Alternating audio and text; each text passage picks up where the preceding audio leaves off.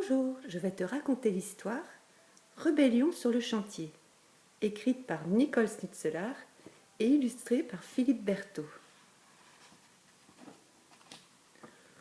Depuis quelques jours, il y a un immense chantier au cœur de la ville. D'énormes camions bennes se pressent les uns derrière les autres. Des pelleteuses charrient la terre. Des bétonneuses s'alignent sagement le long de la grande rue. Et la grande grue manœuvre son bras avec précision.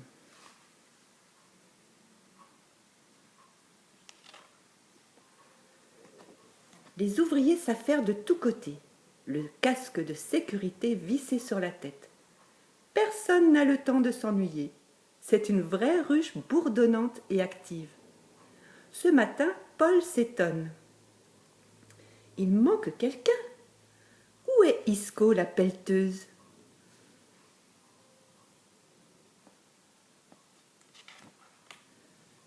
Paul est un petit garçon curieux de tout ce qui bouge.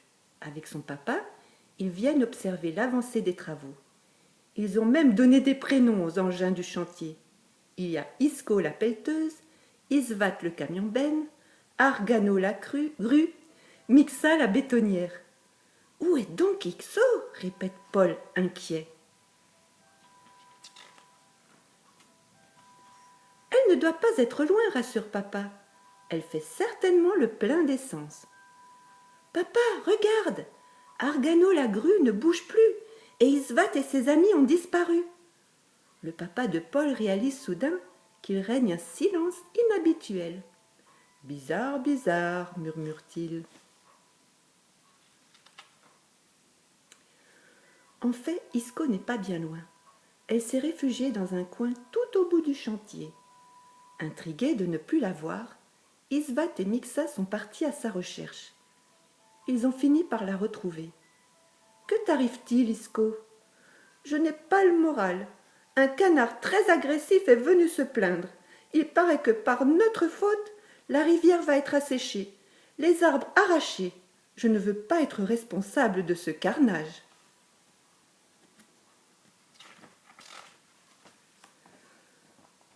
Moi aussi, j'ai eu la visite d'une bande de crapauds énervés, avoue Mixa. Pas question de me laisser impressionner.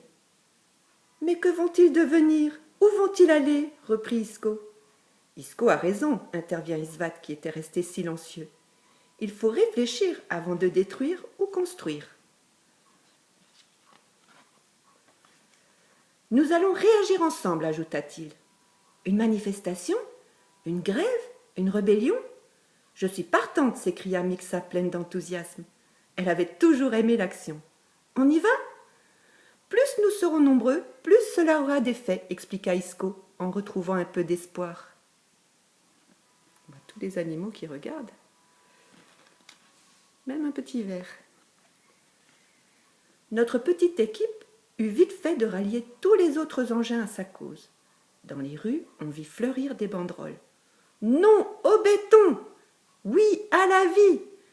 Les animaux ont des droits aussi ! La ville se retrouva complètement paralysée. Cela ne peut plus durer, se plaignit la population excédée en signant des pétitions.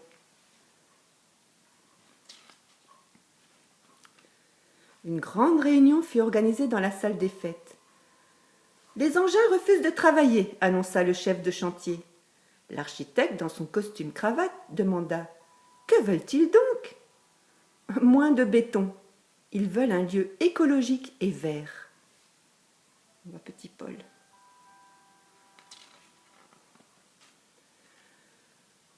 Nous ne pouvons pas rester là à nous tourner les pouces, crièrent les ouvriers. Nous avons besoin de notre salaire. Nous devons trouver le moyen de concilier les besoins de chacun, annonça le maire d'un ton apaisant. Il faut des logements pour la population, argumenta le promoteur immobilier. Des habitations, oui, mais construites dans le respect de la nature, renchérit le papa de Paul. Tous les animaux sont là, ils regardent. Les discussions furent longues et houleuses. On finit par arriver à la conclusion. Chacun avait droit à son chez-soi dans les meilleures conditions. Tout serait mis en œuvre pour préserver la qualité de vie des uns et des autres. « Hurrah, nous avons gagné, se réjouirent Isco, Isvat et leurs amis. Et sans plus tarder, ils se remirent au travail avec ardeur.